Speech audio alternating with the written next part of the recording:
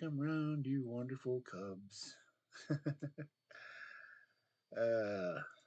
It's not that kind of day. It's the kind of day for cubs to learn once again how to be a good boyfriend. Admittedly, I am personally, no, I feel I'm crap on the subject. As I thought I was a good husband, but things happen. I feel I'm crap on the subject. As I thought I was try not to give myself an echo here. Things happen. I feel I'm crap on the subject. But let me get stuff. Try not to give an echo here. Posted and toasted before I get roasted. But let me get stuff. Try not to give an echo here. Posted and toasted before I get roasted. But let me get stuff. Try not to give an echo here. Posted and toasted before I get roasted. But let me get stuff. Try not to give an echo here. Posted and toasted before I get roasted. How am I getting things? Who's dinging me? Oh, that's I ding myself. How am I getting things? Ding a ding dinging me. Ring a ding dong. Oh, I ding myself. How am I getting things? Ding a dinging me. Ring a ding dong. Oh, I ding myself. How am I getting things? Ding a dinging me. Ring a ding dong. Oh, I ding myself. How am I getting things? Ding a dinging me. Ring a ding dong. I ding myself. How am I getting things? Ding a dinging me. Ring a ding dong.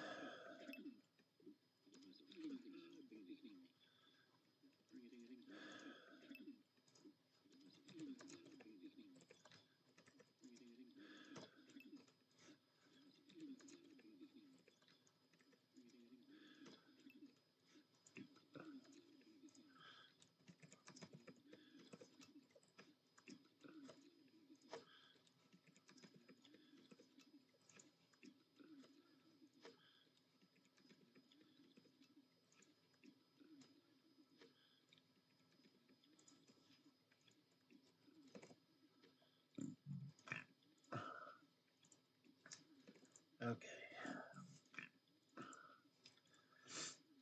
Okay. Switch back over to OBS and switch back to the right window, which is the left window, sort of. Let's pull up the book. Ta-da! Sort of. This is a book I'm going to read from you. Ta-da! Read from for you. This is a book I'm going to read from you. Ta-da! Read from for you. This is a book I'm going to read from you. Ta-da! Read from for you. Again, it's been an interesting book. Rebecca A. Marquis. Again, it's been an interesting book. Has an interesting input to the situation. Again, it's been an interesting book. Has an interesting input to the situation. Again, it's been an interesting book. Has an interesting input to the situation. Again, it's been an interesting book. Has an interesting input to the situation. Again, it's been an interesting book. Has an interesting input to the situation. There we go. Trying to figure out how to get it to not echo since it keeps repeating my own voice.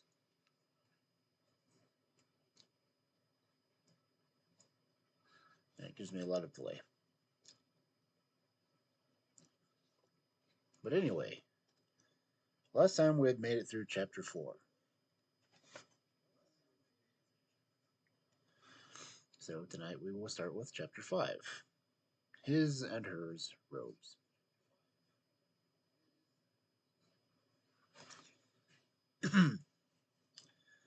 And I will say this now, I am drinking mead. I'm on my second bottle. Admittedly, it's only, I think this is a 750 milliliter bottle, but still, it's good mead.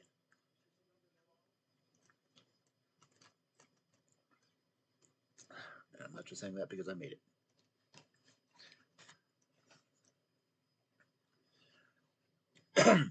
Anyway,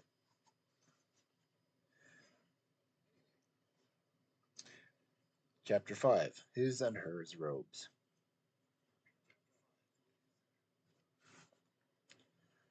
While we're on the subject of cleaning up, let's talk about cleaning house.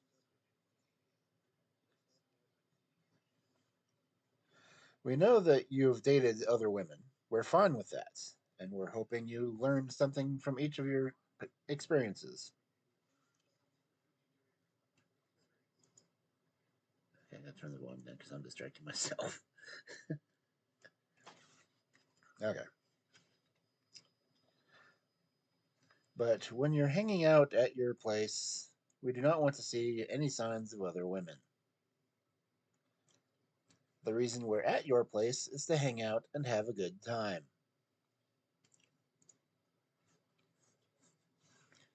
The last thing we want is to think about other women you've brought home, or worse, the ex who used to live there with you. This will not make us feel special, and it will not make us want to get naked with you. Okay, I really shouldn't be drinking this much, but what the fuck? I'm jobless, I don't care.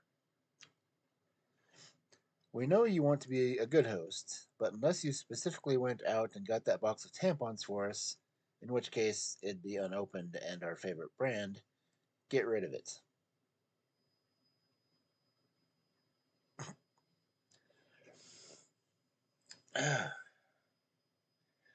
If she moved out, why didn't she take the tampons with her? Honestly. Okay. Alan's pancakes for company. The first time Jenna spent the night at Alan's, he offered to make her breakfast in the morning whole grain pancakes. She was impressed. Alan was cooking for her, and it was healthy. Great. But when she asked why he wasn't eating any pancakes, he replied, "Oh, I don't eat pancakes. I just keep the mix for company." Company.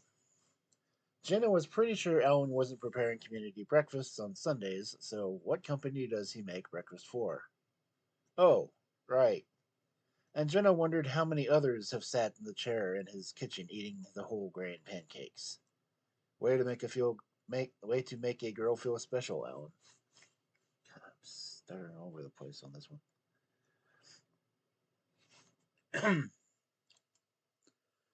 Okay, I need to send back a second here. How bad I am. I'm sorry, Cubs, but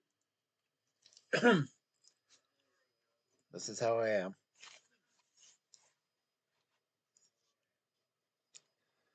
His and hers robes. The first time Sandra stayed over at Dan's place, she was excited to join him in his hot tub. On their way in, Dan grabbed the robes. That's right, he grabbed his and hers robes for the occasion. Sandra had some more wine and enjoyed herself, but only after wondering how many other women had worn that robe, and if it had been washed since the last time.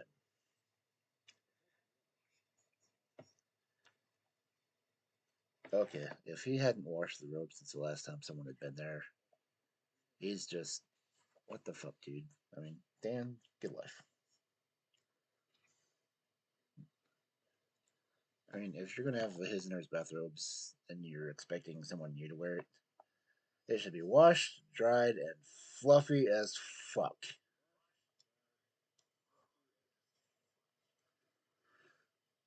Preferably still warm, because if you're getting out of the hot tub, still, yeah, you're gonna be cold, but a fluffy, warm robe, come on, dudes.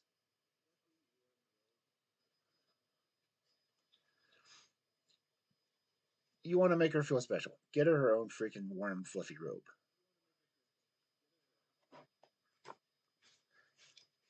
Okay, continuing. Steve and his shower curtain. The first time Jessica was at Steve's place, he gave her the grand tour. The whole place felt very bachelor pad. And when he got to the bathroom, she was surprised to see the cartoon character bathroom accessories. To explain, Steve said, "My ex bought those for me. We found this place together."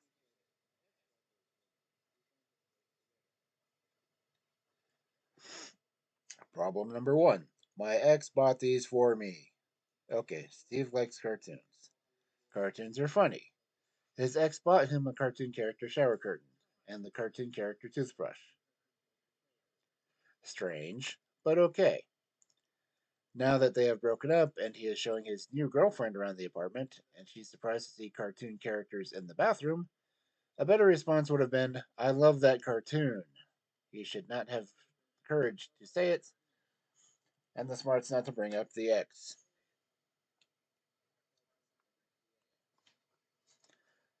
Problem number two. We found this place together. Oh, where do I begin? This was Jessica's first time at Steve's place before she was able to create any memories there with him, and she learns that he used to live there with an ex. This puts Jessica's mind to all things Steve and his ex shared there. All the sex they had all over the apartments, all the meals they shared while sitting on the couch watching that television, and all the mornings she got to wake up in that bed with him. And knowing they found this place together puts a whole other set of memories in Jessica's head. They must have gone to realtors, looked online, and asked friends to find the place. They must have gone shopping for all the furnishings too, since Steve also mentioned that they were both living with their parents before this.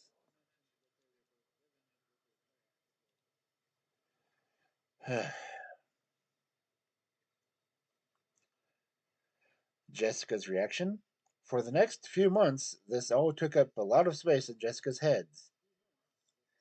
She knew that it would take a long time for them to create as many memories there, and wondered if they would ever be happier moments for him. And that fucking shower curtain. Every time she went into the bathroom, she thought of his ex. Every time. So one day she came over with a gift for Steve, a new shower curtain with a matching bath mat and new toothbrush. She went out and bought Steve new bathroom accessories. It sounds ridiculous, but it was all she could do to try to fix what Steve broke by not watching his words. I wished I could say things went well from there.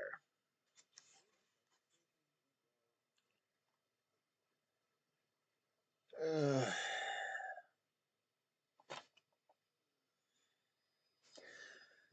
Honestly, guys, why do you not think of this shit?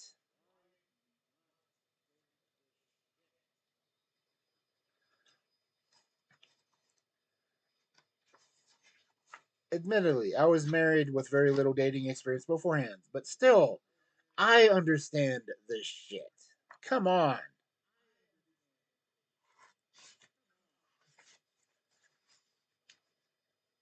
In contrast,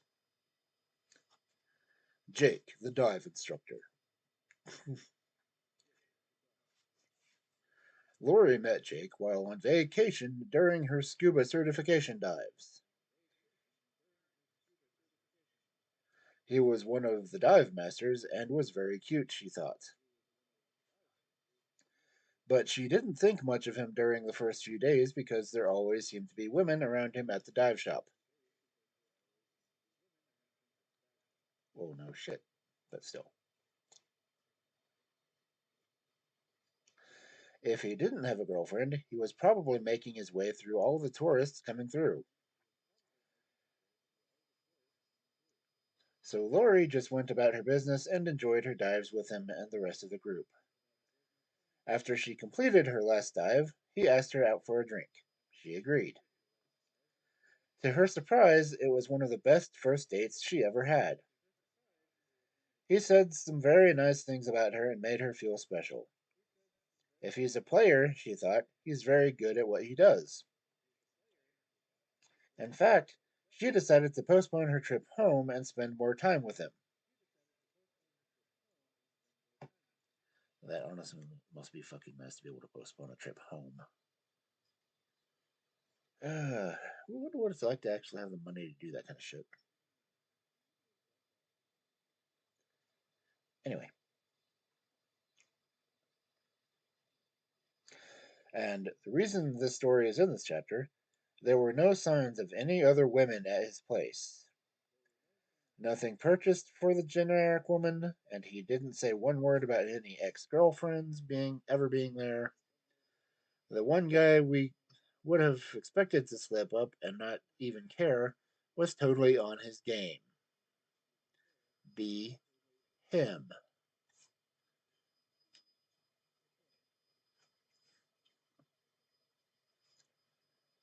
So Jake's got it going on. So cool. Good for Jake.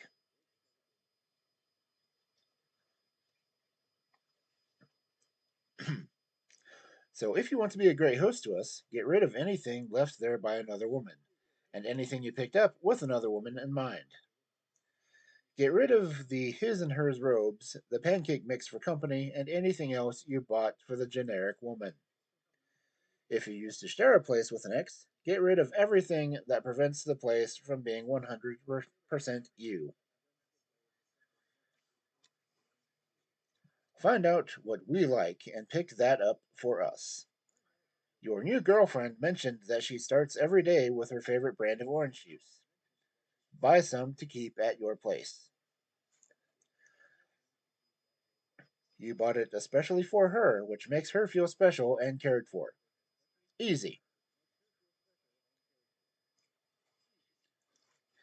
Notes to the ladies: when spending time at his place, do not go fishing for information. Don't ask, "Where did you get this?" or "Who gave this to you?" He's allowed to have private memories of other women. Let him keep them private.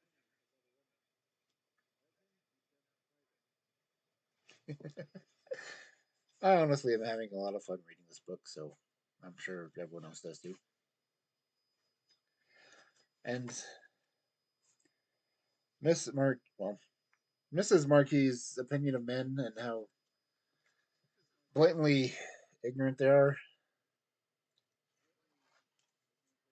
By God, I'm really agreeing with her. If this is her versions of situations, she really did have a lot of doozies there. Anyway,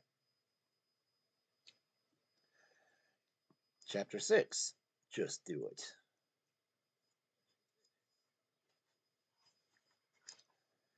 I think we can all agree that even the best jobs require us to do things we don't always want to do. We fill out ridiculous amounts of paperwork, we attend useless meetings, and we work late nights. We don't always understand why these things are necessary, but they are easy to do and they are part of the job. We recognize what the job brings us and accept these things as having value towards that end. Over time, we might even be able to tweak the system a bit to eliminate their need. The same is true for relationships. If you want to have the benefits of having someone in your life, you are undoubtedly going to have to do some things you won't always want to do.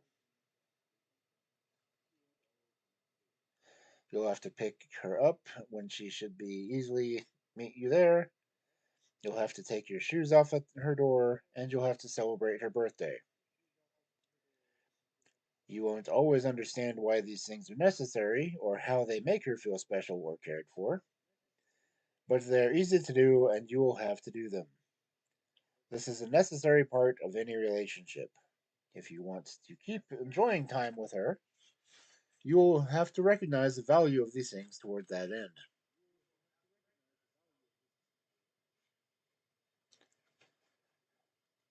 Pete and Lay.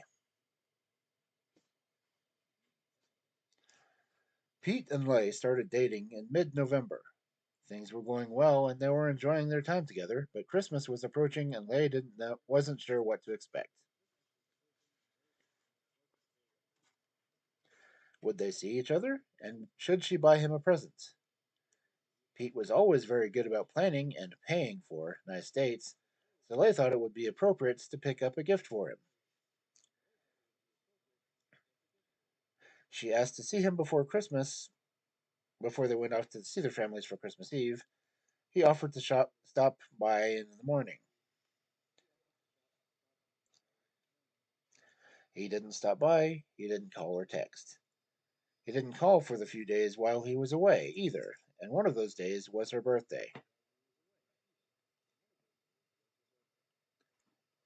He just fucked up. And he didn't think it was any big deal. You put weight into things I just don't. Lay was upset and really ready to break things off, but Pete said enough of the right things to keep her on the hook. He wanted to continue dating her. He then asked her plans for New Year's Eve. She was invited into a couple of parties, but said she'd prefer to spend the evening with him.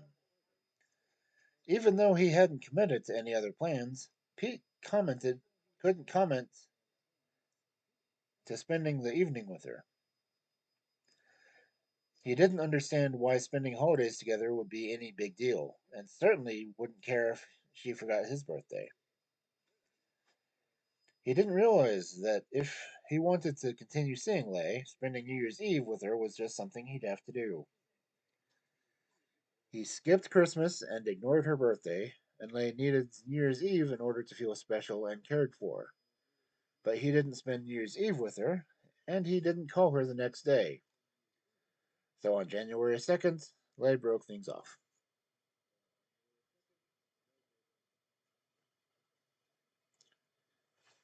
Why is it so fucking hard for guys to figure this out?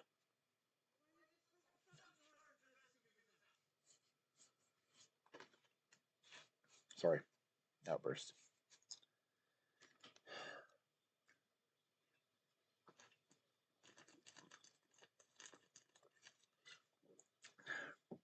Admittedly, I was better at remembering dates than my ex wife was.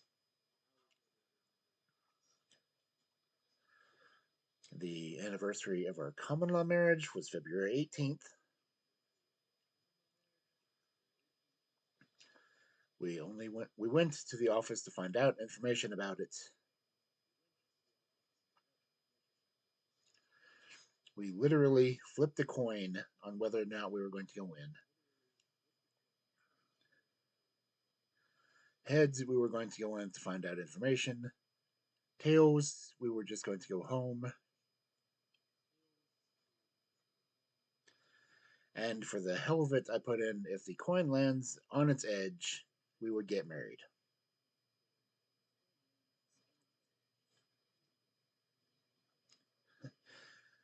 We flipped the coin, let it hit the ground outside the building,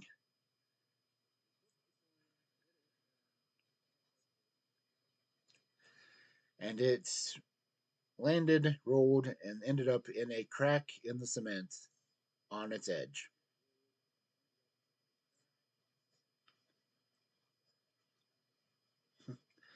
We went in to get the information. They asked us a few questions and handed us some paperwork to sign, and we were married.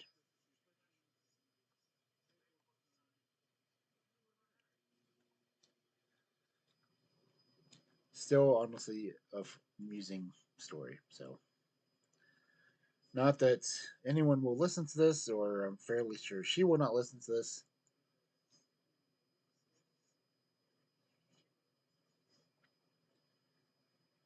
but I really miss those times.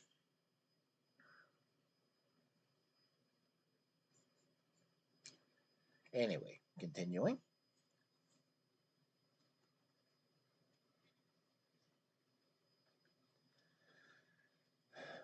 It's not necessary to understand every single thing about the woman you're dating.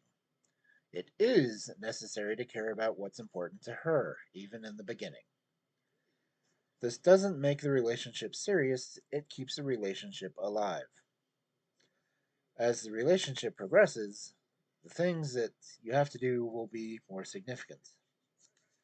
You might not have to pick her up for every date, but you'll have to attend her cousin's wedding. You'll have to bring her to your office party, and you'll have to spend the night at her place when you'd rather be together at yours.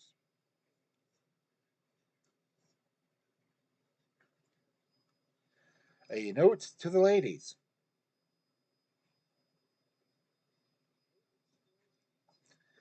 it should go without saying that you will also have to do these things for him. You might not understand why he needs you to watch his favorite TV show, go with him to the Super Bowl party, or go camping with his family, but these things are easy enough to do, and you will have to do them. Show up with an open mind and you might even enjoy them. Also, pick your battles. If he agrees to attend your cousin's wedding, don't make him go dress shopping with you too. Be considerate.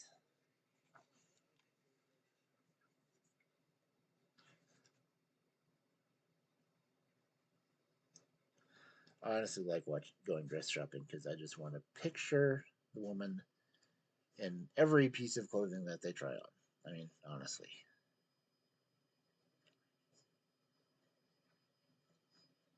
Because if you think about it, if she's willing to wear this for her friend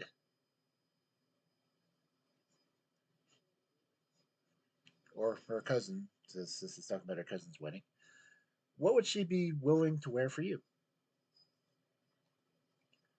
I mean, dudes, guys, if your woman wants to feel beautiful, make her feel fucking beautiful. For Christ's sake, guys. I mean, figure shit out.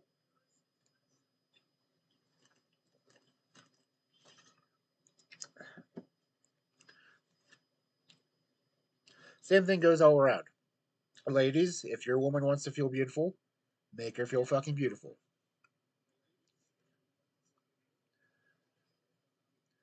Guys, if your guy wants to feel beautiful, he's fucking beautiful. Admit it.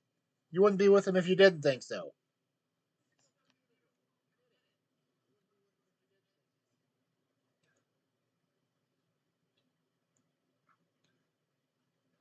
Anyway around, just your partner needs to feel special.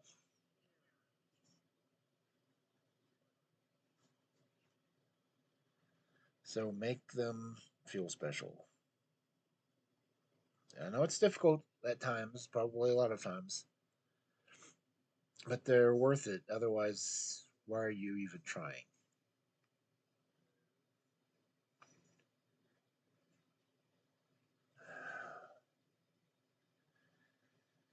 Okay.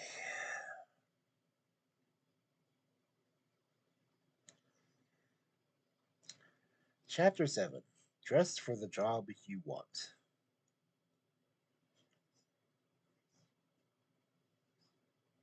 This does not mean show up at your office dressed like Catwoman.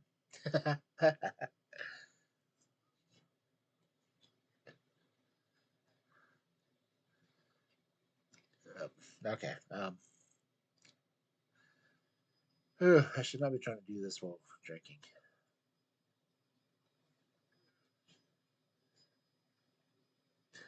Or maybe I should do more while I'm drinking. I don't know.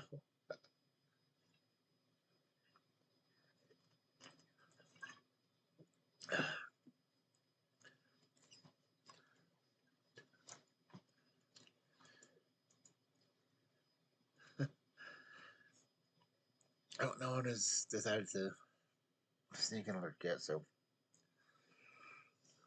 I guess I'm still safe. Anyway, Chapter 7. Dress for the job you want.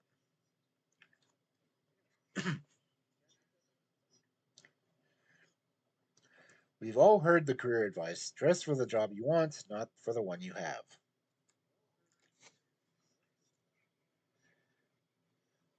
Well, the same holds true for your intentions with women. Or guys, I guess.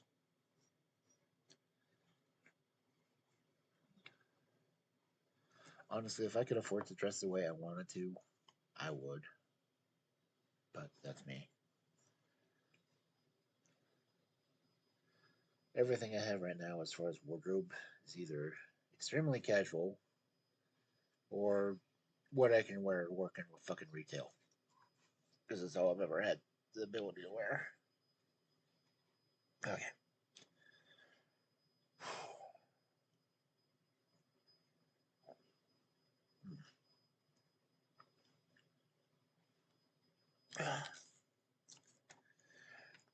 If there's a woman you have your eye on, but for some reason can't be with, she has a boyfriend or you work together, for example, you should be careful about the things you say and do with regard to her. You should never lose sight of the potential to be with her, and you should always be laying in the groundwork to that end.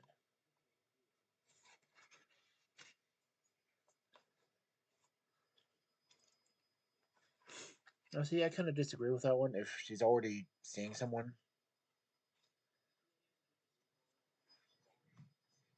and if she looks like she's happy with it, don't fucking flirt with her.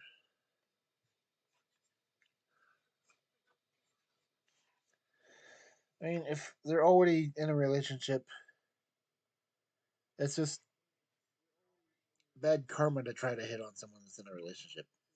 Fucking just don't, okay? Don't be the goddamn housebreaker.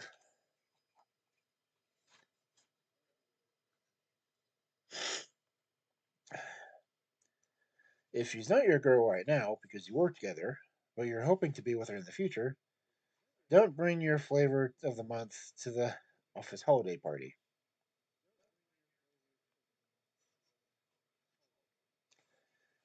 Act for the relationship you want with her, not for the relationship you have with her.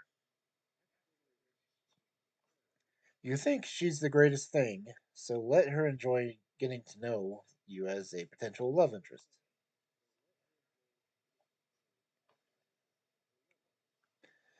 Once you're together, you won't want her to know any unnecessary information about you, any of your exes, so why bother bringing them around?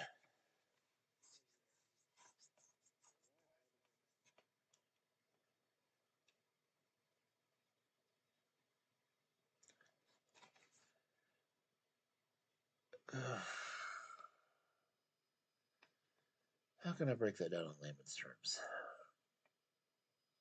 Or guide terms, anyway. Pretty bad when I have to mansplain a woman's writing for guys to understand.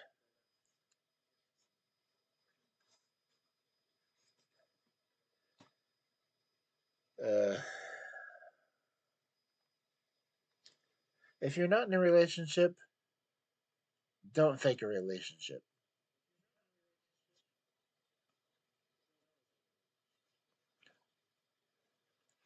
If you're single, be single.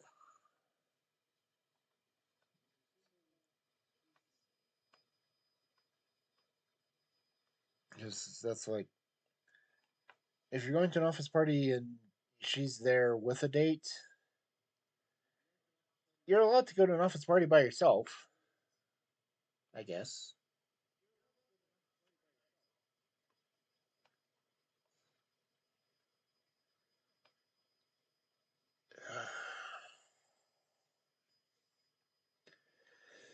I don't know. That's a situation I've never been in. Like my version. Last time I went to a party where there was dating involved was high school, and that's like literally 27 years ago. And I was going, okay, well, it's a party, but they were requiring us to bring someone.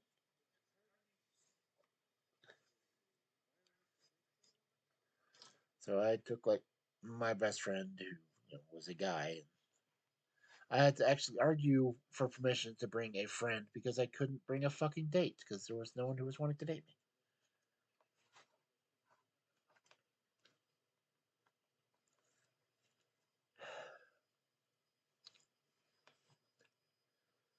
I really shouldn't be doing this kind of stuff while drinking.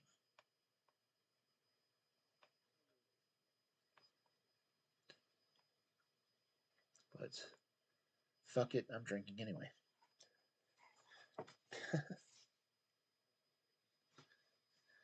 Okay, continuing.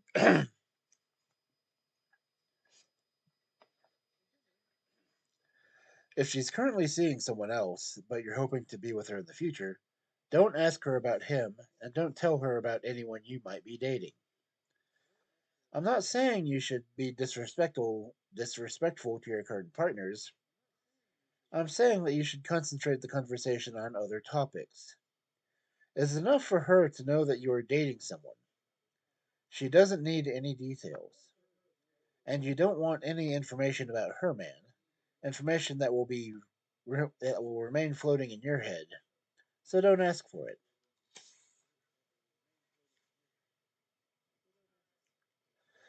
You never know when she's going to find a new job, break up with their boyfriend, or otherwise present you with the opportunity to make your move. The last thing you want is for her to have all this information about your past girlfriends and sexcapades because you weren't sure you'd ever be together. If you don't act for the relationship you want with her, even though you can't currently have it, you will likely ruin any chance of ever having that relationship.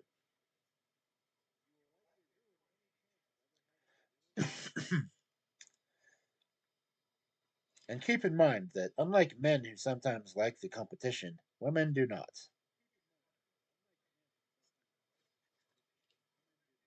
I honestly hate the fucking competition. Last time I had to compete with someone, I wanted to kill them and bury them in the river behind their backyard.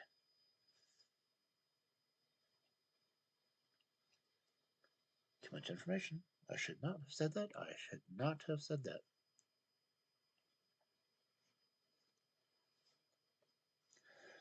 We won't be more interested in knowing you have someone else. We'll be more interested in you when we see how special we are to you. It all comes back to the same thing for us. We want to feel special, cared for, and secure.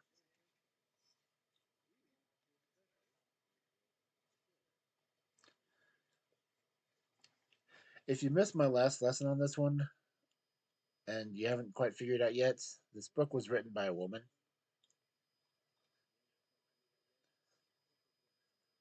and it is done from a woman's point of view. I'm just reading it.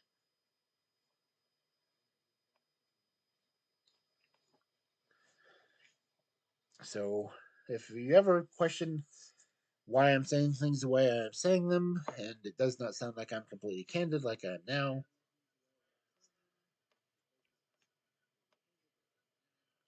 I am reading from this book that you see on the screen How to Be a Good Boyfriend 34 Ways to Keep Her from Getting Annoying, Jealous, and Crazy.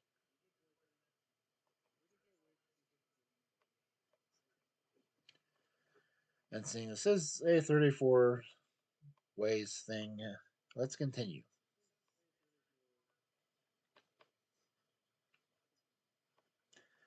Chapter 8 Slow and Steady Wins the Race.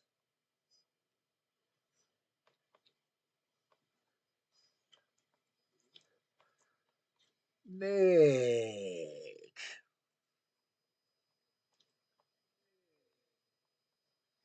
Sorry, I had to do that just out of habit.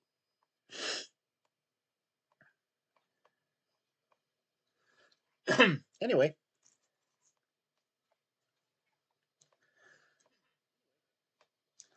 good relationships are built on trust and a deep knowledge of one another, and this takes time. Getting too close too soon, while completely romantic and fun, can lead to a false sense of trust and understanding, and then to heartache.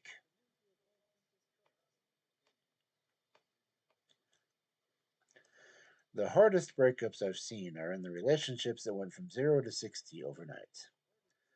So while we never plan on a great relationship breaking up, we should always keep a mind on the possibility and take things slowly.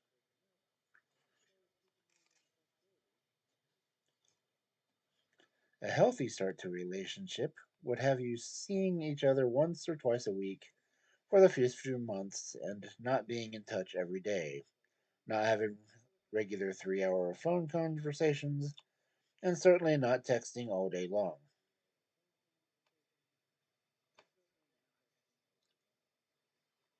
Yeah, that would burn out a lot of people.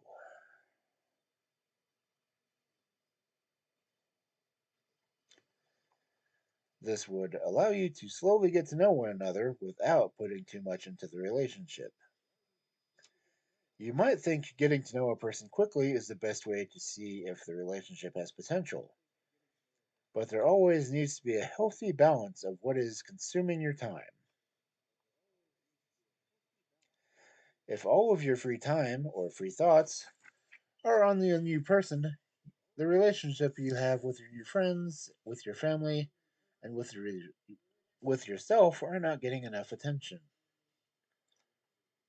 If things don't work out in the new relationship, you'll be devastated. You won't even know yourself without her, and who will help you through? The friends and family you've neglected?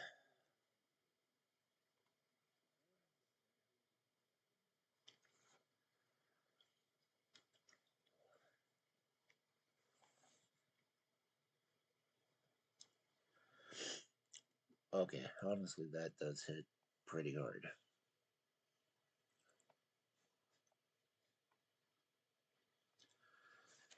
And for the almost entire time I was married,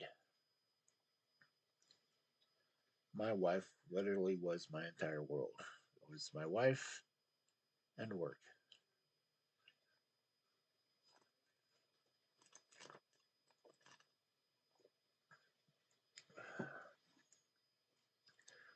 Not that I didn't break off communication with everyone else, but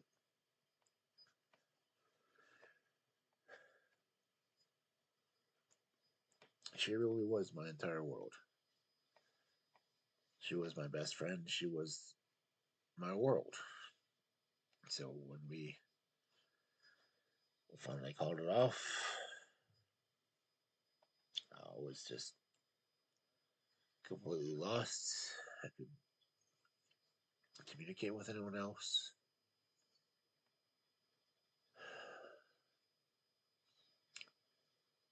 I should not be drinking.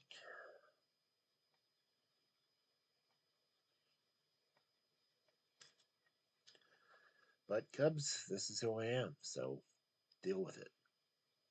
I've been having to deal with it for the past uh, almost 9 years now.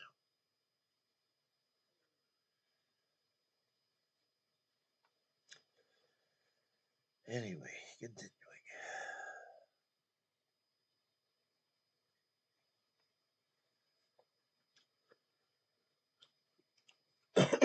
I just hope that I'm getting good audio on this because I know I'm probably getting quieter and mumbling a bit.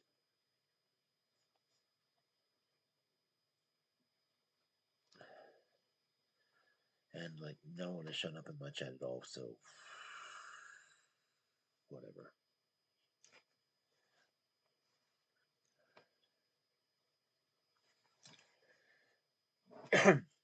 Ed gets blindsided.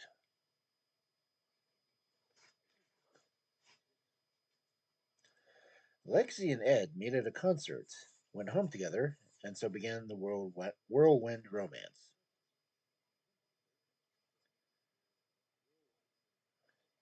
Vacations, family parties, and sleepovers almost every night. Then, 9 months into the relationship, he has had a feeling she's cheating. Ed is soon devastated to find out that it is true. He loves Lexi so very much. Fixated on what he thought they had, he tries to make it work. He suggests counseling. She agrees. But yep, she does it again. Had they moved a little more slowly, he probably would have noticed that she wasn't happy either, and that she was the type to lie. It took Ed years to get over her, or actually the idea of her and the romance he wanted to have with her.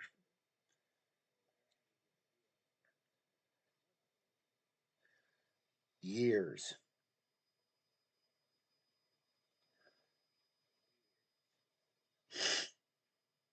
Yeah. Well,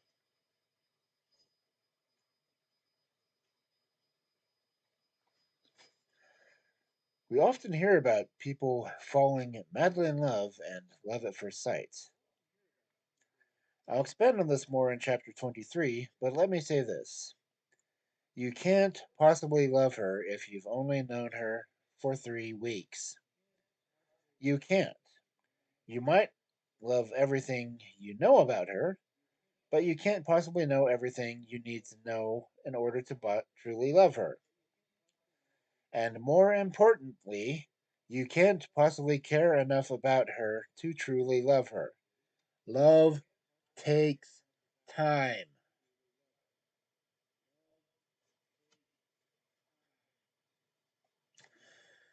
Sometimes we like to rush into a relationship to distract ourselves from other things in our lives. Sometimes we rush into a relationship because we need to feel loved.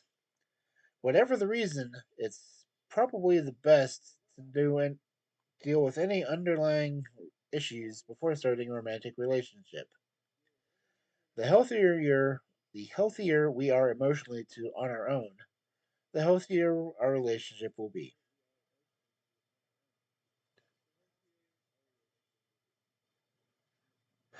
God, I miss being in a relationship.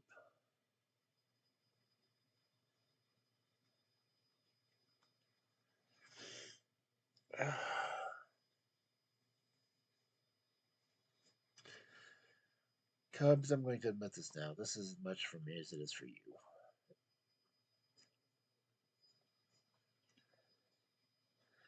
I mean, I know all this stuff, but uh, reading it really does make me think about it again.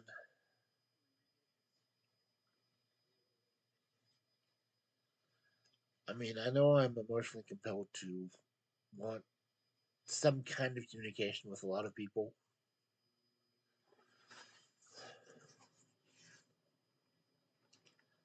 I mean, the whole reason I started listening to streamers is because I felt empty and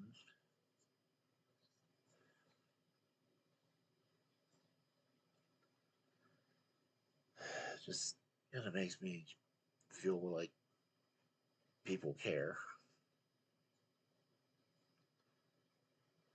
God, I should have been drinking doing this.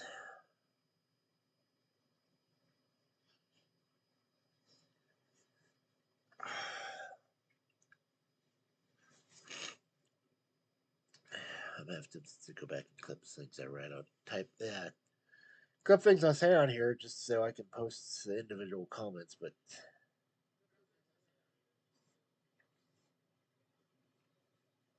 I don't want to bother.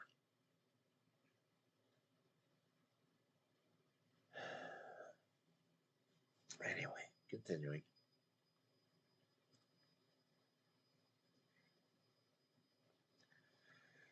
In the beginning, the relationship should be about getting to know each other and having a good time.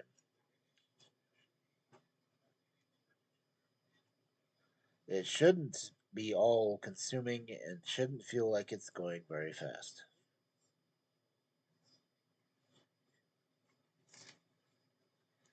Maybe you can run the fast track without getting too attached too soon, but can she? Just because you can text her all afternoon and not think about her at all at nights doesn't mean that she can do the same.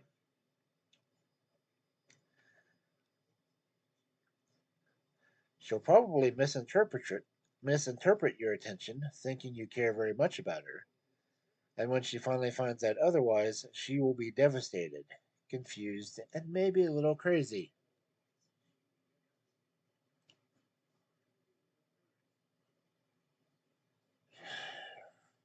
Yeah, same thing goes both ways.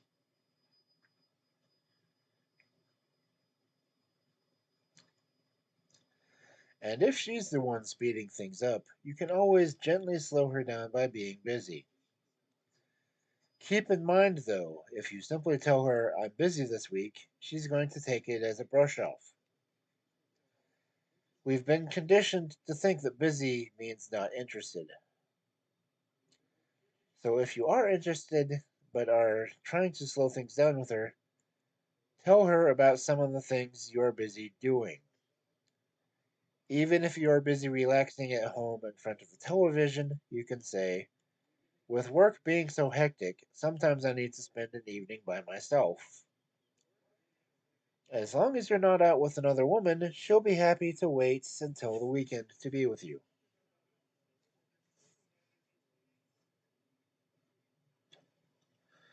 A note to the ladies: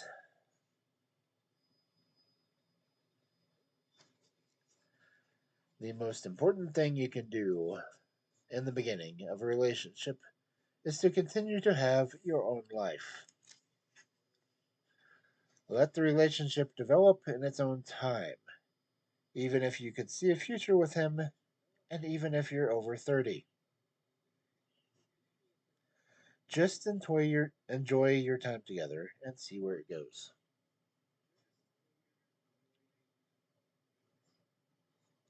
Over 30? For fuck's sake, I'm 45.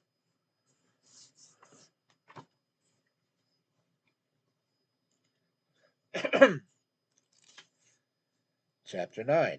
Don't ask, don't tell. In the beginning.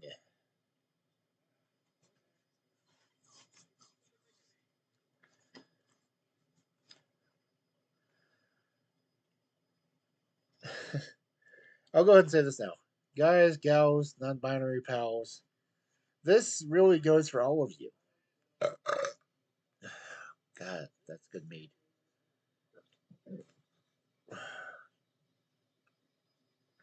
Excuse me, I didn't mean to burp, but I have finished my second bottle of mead.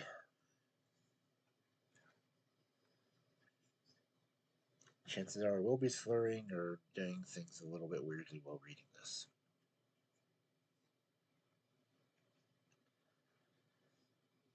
But considering I've gone from chapter 4 to the upcoming, well, the current chapter 9 in 51 minutes,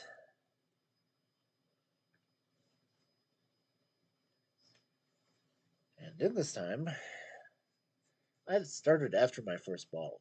I started reading this when I had my second bottle.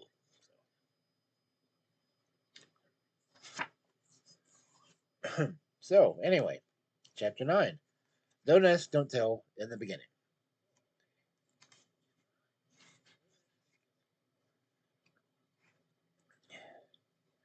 We just started dating and we're curious to know if we're dating other guys. You're curious to know if we're on a dating website or if we're getting set up by friends. So you ask, what did you do last night? Or, what are you going to do this weekend?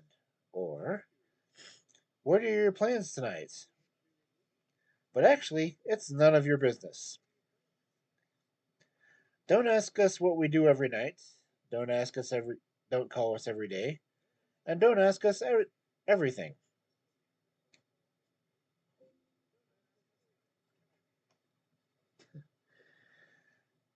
Yes, we ultimately want to be a committed relationship, but until we know there's potential in you, we are going to keep our options open. That's just smart. It doesn't mean we're sleeping around. It means we may take a friend up on an offer to set us up, or we may not, or we may go out knowing a friend's friend will be there. But that's not your business in the beginning, so don't ask us about it. Just be a great guy, we will choose to be with you and choose not to take up any other offers. Give it a chance, though, and try not to ask questions to which you may not want the answers. Just be present and enjoy the time you spend with us.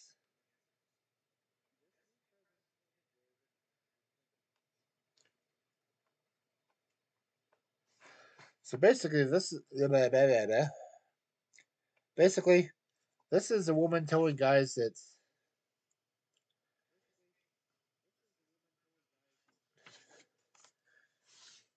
she's gonna go ahead and play the field a little, but don't ask because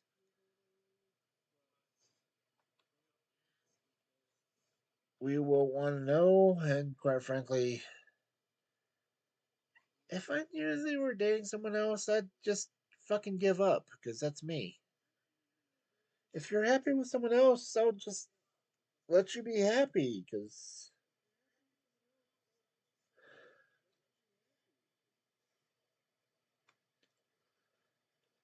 I really shouldn't be doing this after drinking.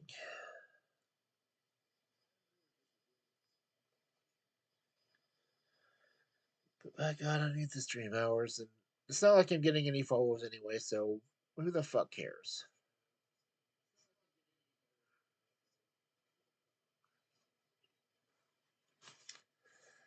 Continuing.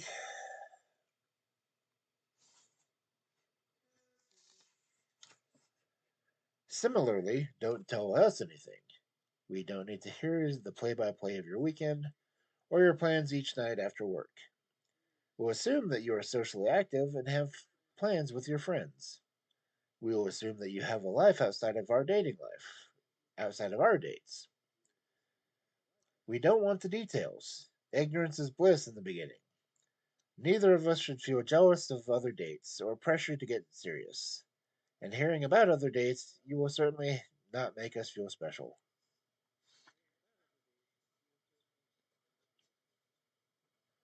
No fucking shit.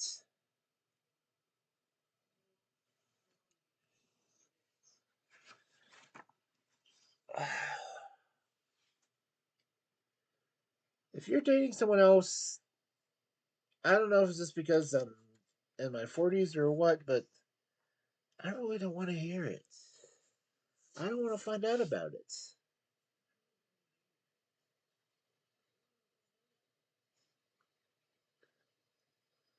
It's like, sure, in the 20s, you just whatever, you're dating.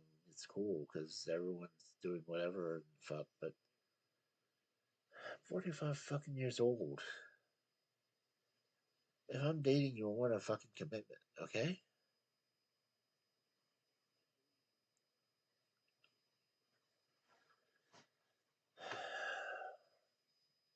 I really shouldn't be doing this while drinking or having drunk because it makes it really hard for me to be impartial on this book.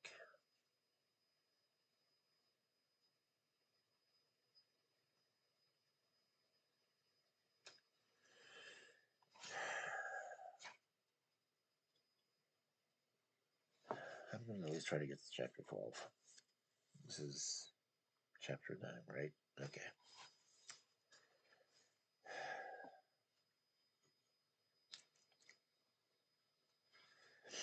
Dave went ice skating.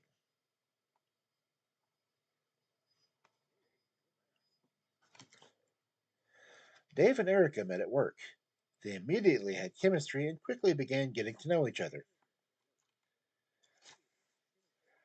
While talking on the phone and making plans, Dave mentioned that he went ice skating the previous weekend.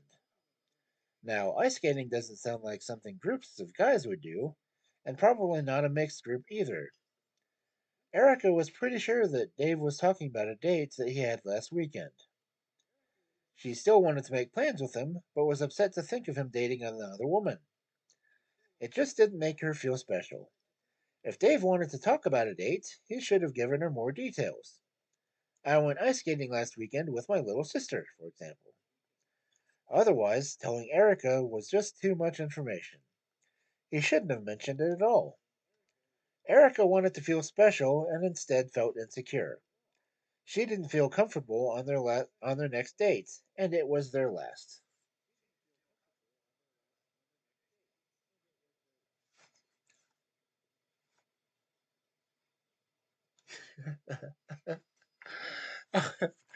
Sorry, I'm just picturing a bunch of guys going ice skating. Like, hey, dude, you want to go ice skating? Sure. What the fuck? Why not, dude?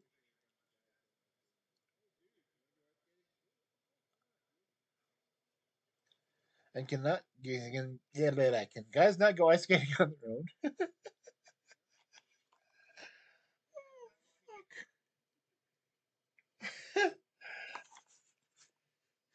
um, ice skating with my little sister. Yeah, that would have been great. How many guys go ice skating?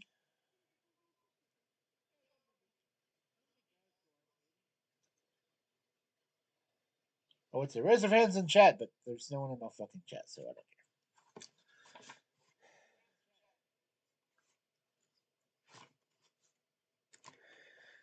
care. Okay, continuing.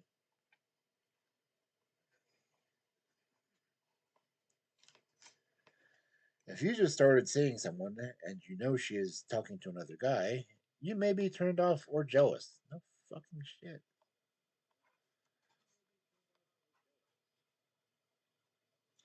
You may end up, you may end things before giving her a chance. Give her a little time and space. You don't want her to be with you? What? No, no. You don't want her to be with you because there are no other options. You want her to be the one. You want her to be with you because you are awesome.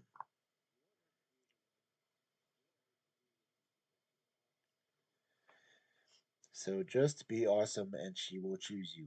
Bullshit.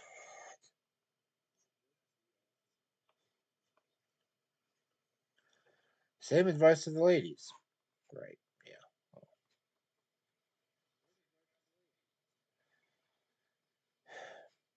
And if you know she isn't interested in dating other guys at all, you may feel pressure to get too serious too soon. So don't ask, don't tell. Respect each other's privacy and slowly get to know each other. When you're ready, tell her that you want to be exclusive and take it from there.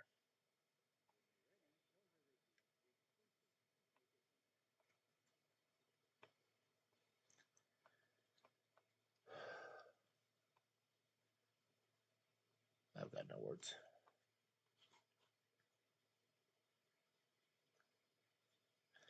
A note to the ladies.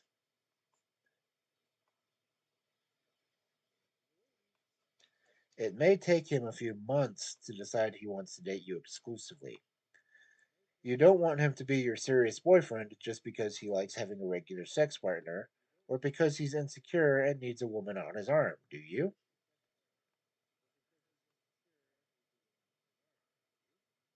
Or worse, just to shut you up.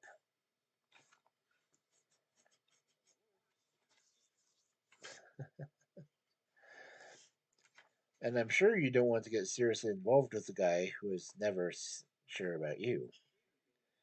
You want him to want you because you're great. So you let yourself enjoy your time with him without getting all worked up about when it'll get serious.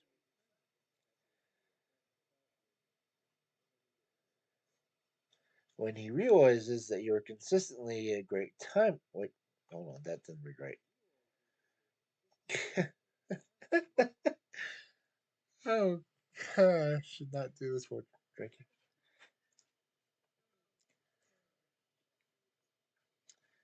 Okay, try this again.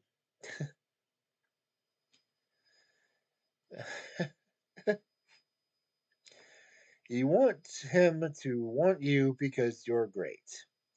So let you enjoy your time with him without getting all worked up about when it'll be serious. When he realizes that he consistently has a great time with you, that you are not pressuring him into a serious relationship, and that he's lucky to be dating you, he'll want to commit to you.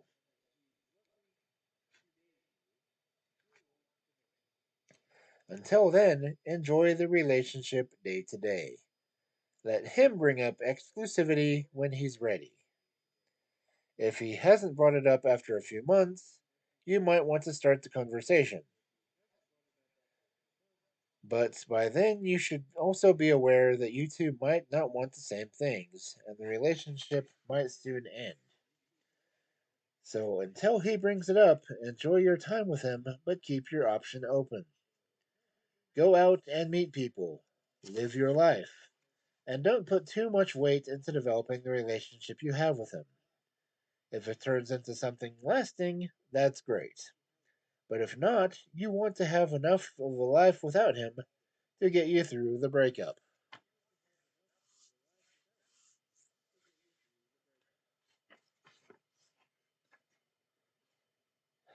I guess that's my problem. I didn't have a life without my wife.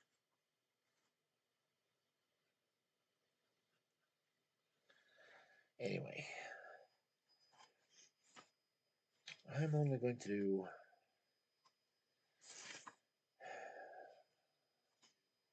one more chapter tonight before finding something better to do. Or something else to do. Chapter 10, Confidence.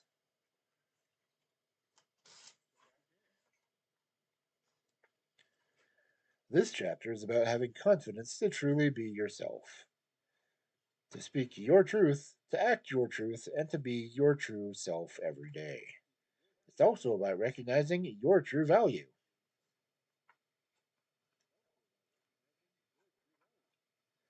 Firstly, I must address the constant apologizer. Uh, yeah. If you're the guy who is always apologizing to women for things you've done, please listen up. Either accept the man you are and stop apologizing for it, or be a better man and stop doing those things for which you feel the need to apologize. Either we'll love you for who you are, or we won't. But we won't be able to figure out that until you decide who you are, who you want to be. Be yourself, or be better. Those are your options. Pick one and stop apologizing. Until you do, we'll be your crying, annoying girlfriend.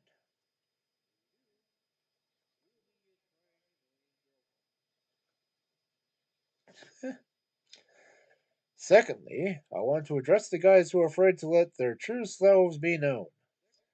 The guys who are busy trying to be what they think women want them to be, and who hardly ever get to be themselves. If you don't think the women who would be interested in you are, why on earth would you want to be with her? If you change into someone who wears fancy clothes, listens to her favorite music, or suddenly loves tennis all to please her, how long do you think you two will be happy together?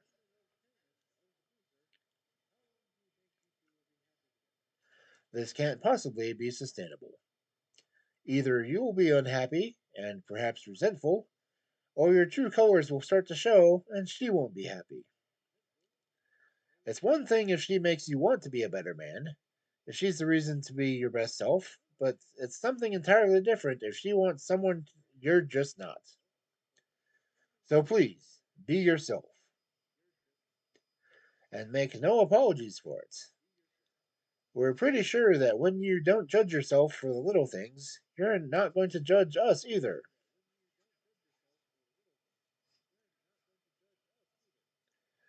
Lastly, I want to address those guys who seem confident on the outside, but who are driven by their insecurities.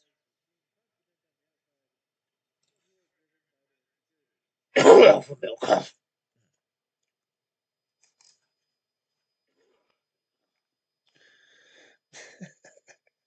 No, that was not obvious, really, was it?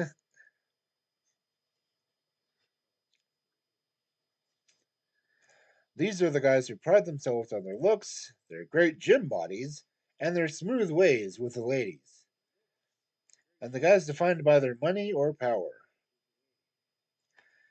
If these are the attributes that you feel give you the most value and the most confidence, you will never be in a happy, successful relationship.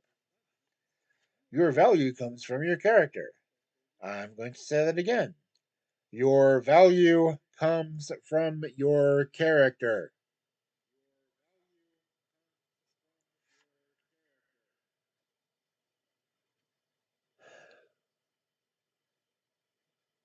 I don't know what that says about me personally.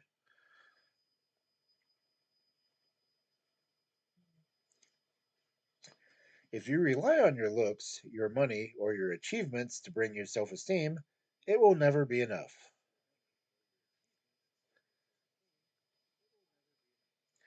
Your value comes from how you treat other people. It comes from the relationships you make and the people whose lives you touch. When you focus on other things to bring you value and confidence, you will always be looking for more. No amount of money, power, or women can fill that void. It just can't.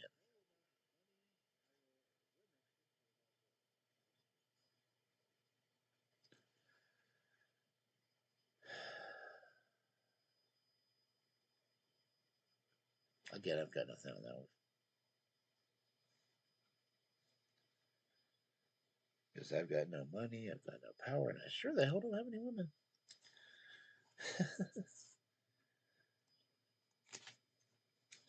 And unless your values are straightened out, you'll never be able to be a happy, successful relationship. You'll always feel insecure and will always be searching for more attention from women, more money, or more power. And when you meet a woman who loves you for who you are, regardless of your extra weight, your thinning hair, or your recent pay cut,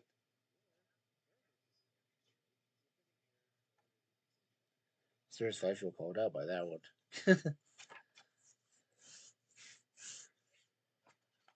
Because at the time of this reading, I am overweight, I have long hair that's thinning, and I have no fucking job.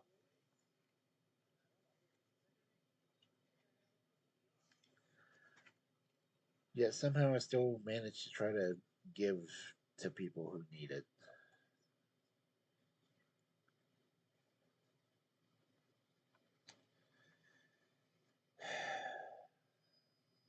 Okay, let me go ahead and read that entire sentence because that was like cut off.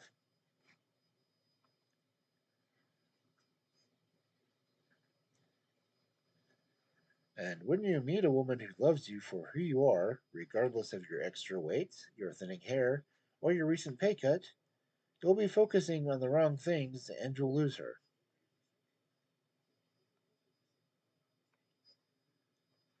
Instead of focusing on being good to her, you'll feel bad about whatever you lack. You won't truly be self-confident, you won't treat her well, and you will lose her.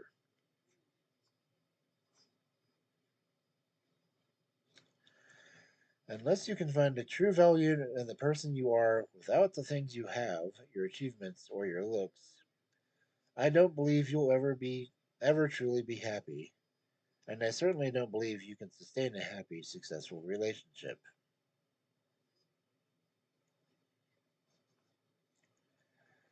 Because when you know you accept yourself and find a great value in yourself, we know you have the ability to accept us and find a great value in us.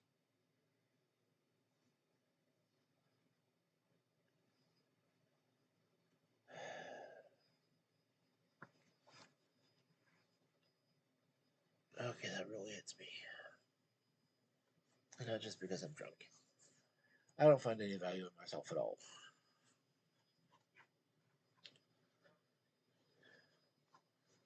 As worthless, overweight, losing my hair, don't have a job, and don't really think anyone could ever love me.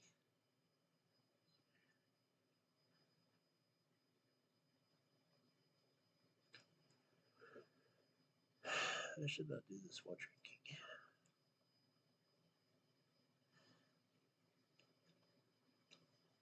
But my god, I'm going to finish this part.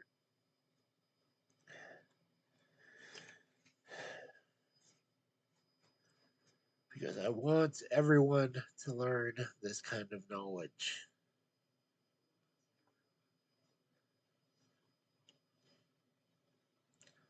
I want the world to be a fucking better place.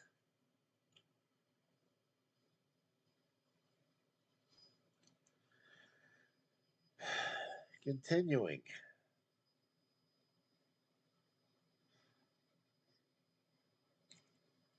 Mark's insecurities.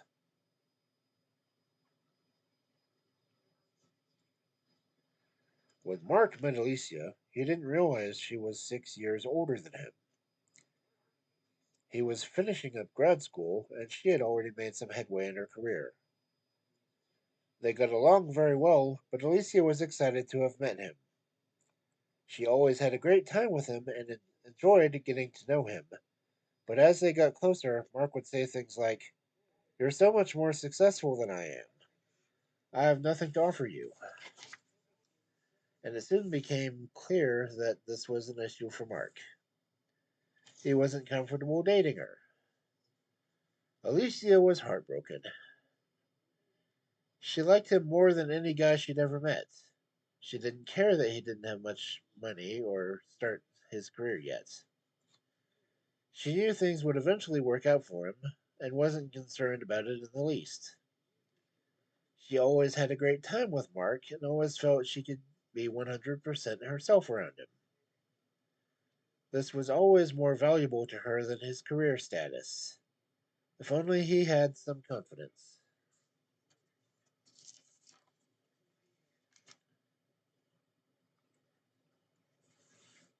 For fuck's sake. I'm crying. I can't help it. I'm crying. This hits. Oh, a note to the ladies.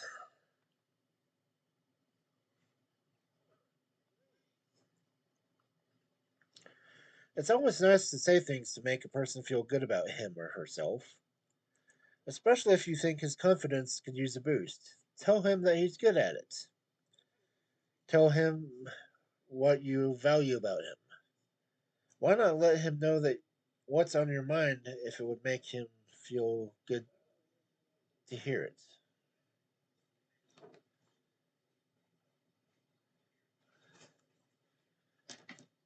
Oh.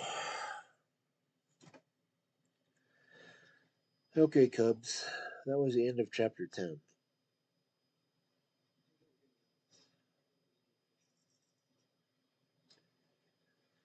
This old wolf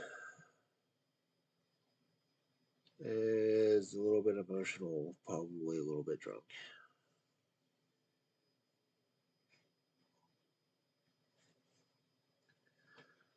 But are you learning anything from this at all?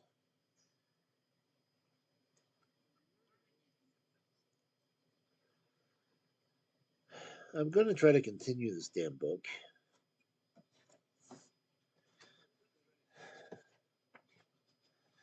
We're only on 11 so far out of 34 in final words.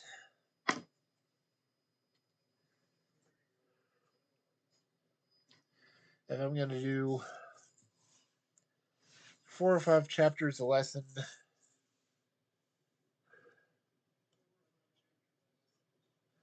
That puts it at least 5 more lessons.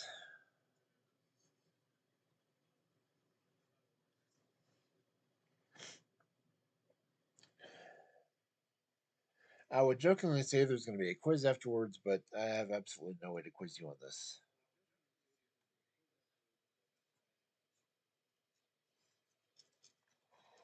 But just be considerate about things, man.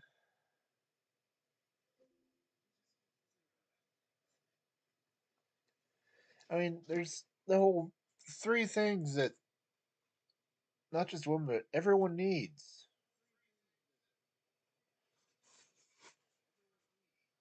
I mean, it's like chapter 1 stuff here. We need to feel special.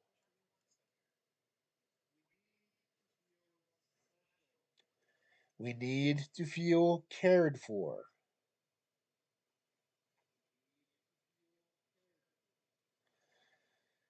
And we need some sense of security in the relationship.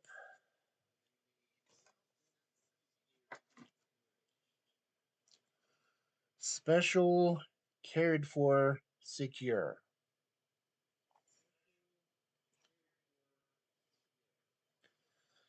I mean, repeated. Hey, pork chop, how you doing?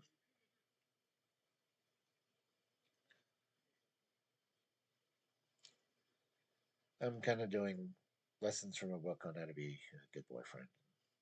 Quite frankly, I'm about to end, so I'll end for tonight anyway.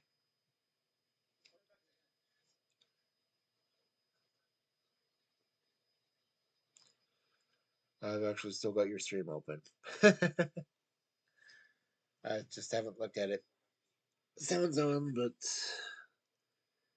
thankfully Brave will let me do a window mute, but it won't change the effect of the actual mute.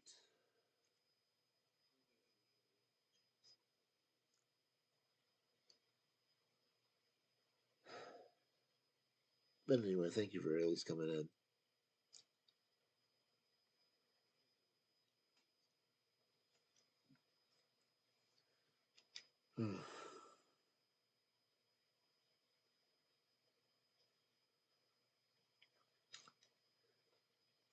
I had said this on the first time I did this lesson. This is actually a book I found in the estate sale.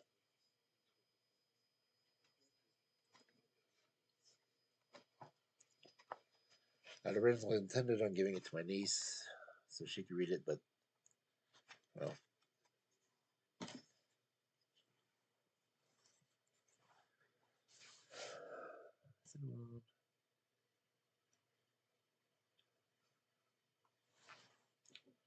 and said I was about to wrap up for the night.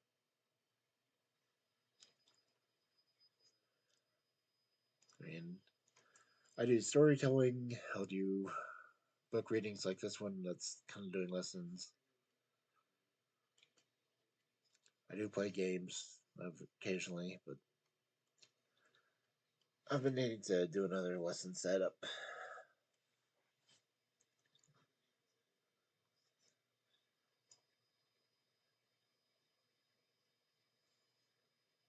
Oop, that's not what I want to do. Damn it. Eventually, I'll learn the controls of this stupid thing. But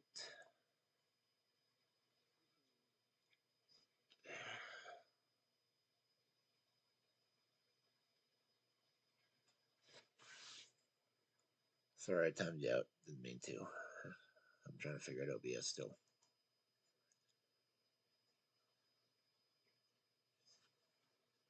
Why did it say delete? That's just stupid. Anyway, thanks for stopping by. I'm gonna go ahead and wrap up for the night.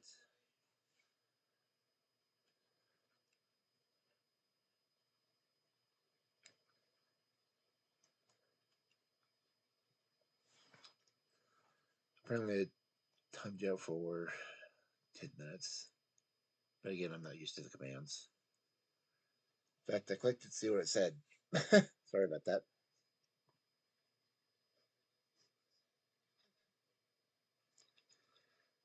But yeah, let's see if my raid settings work yet.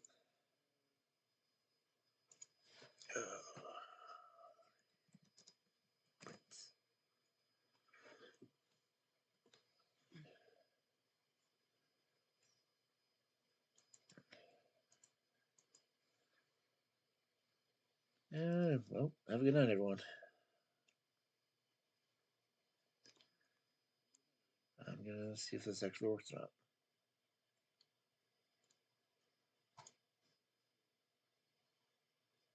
Nope, this worked.